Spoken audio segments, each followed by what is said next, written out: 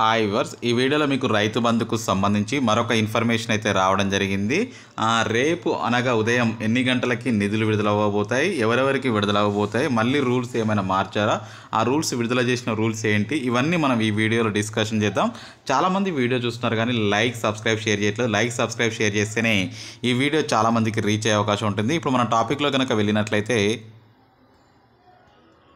రైతు బంధుకు సంబంధించి మరొక సమాచారం అయితే రావడం జరిగింది. అందులో భాగంగా ఇప్పటి వరకు 2 ఎకరాలు అయితే ఎవరైతే కలిగి ఉన్నారో వారందరికీ అయితే డబ్బులు అయితే వేయడం జరిగింది. అదేవిధంగా ఇప్పటివరకు సుమారు 20 లక్షల మందికి రైతు బంధులు సంబంధించిన నిధులు విడుదలైనట్టు అఫీషియల్గా మనకి ఇన్ఫర్మేషన్ అయితే రావడం జరిగింది.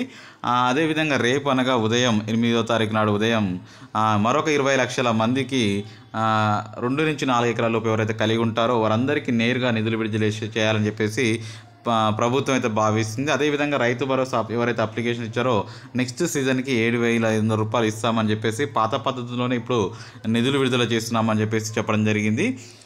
ఇంకా కొంత ఇన్ఫర్మేషన్ ఏంటంటే గమనించుకున్నట్లయితే రైతు భరోసా అప్లికేషన్ చేస్తేనే రైతు బంధు వస్తుందని చెప్పేసి కొంతమంది ఫేక్ ఇన్ఫర్మేషన్ ఇవ్వడం జరుగుతుంది. అటువంటిది ఏమీ లేదని ప్రభుత్వం చెప్పేసింది క్లియర్గా.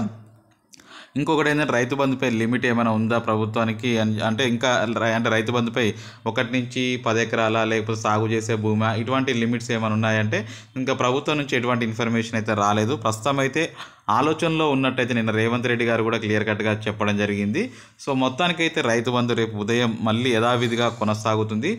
ఉదయం చూసుకున్నట్లయితే మళ్ళీ 10 గంటల నుంచి ఎవరైతే 2 ఎకరాలు కలిగి ఉంటారో అంటే 2 నుంచి 4 ఎకరాల వరకు విడుదల చేస్తాము.